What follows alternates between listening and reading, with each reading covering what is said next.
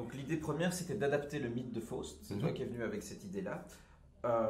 Et c'était évidemment très, très, très tentant. On a voulu l'adapter à la télé-réalité et aussi à une forme de culture Kleenex, à la façon dont des aides peuvent être à un moment broyées par des systèmes pour lesquels ils sont totalement consentants, alors que ce soit par avidité de pouvoir ou en tout cas de besoin de regard de l'autre, de reconnaissance, peu importe.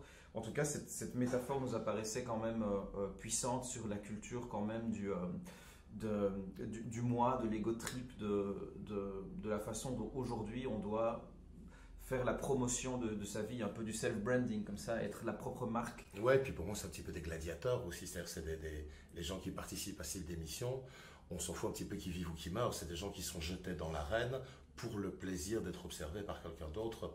Ouais, et puis il y a la question de la mort, qui est quand même un des derniers tabous de la télé.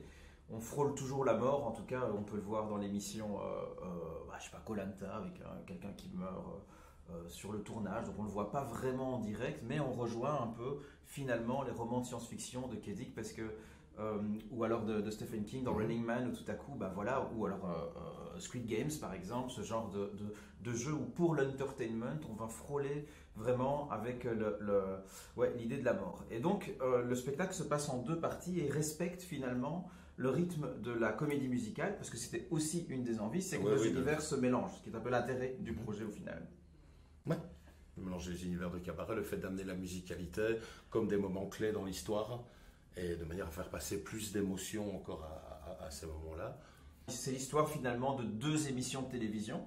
La première est dans le premier acte, la seconde est dans le deuxième acte. La première raconte une forme de finale d'un reality show qui a commencé plusieurs semaines avant le spectacle. Et finalement, là, le public entre en salle et va assister à cette finale. Alors on assiste aussi à des moments de solitude des candidates. Il y a donc Alma et Jeudi, qui est joué par Vanessa, qui finalement sont dans cette préparation avant la grande finale, et c'est là qu'intervient le diable, ou plutôt la femme du diable, qui va changer la destinée et le cours des choses, la destinée d'Alma et le cours des choses. Je me sens comme un enfant de 5 ans dans une aventure, parce que comédie musicale, je ne l'ai jamais fait. Et ben voilà, je suis Alice au Pays des Merveilles maintenant, on va voir ce que ça donne.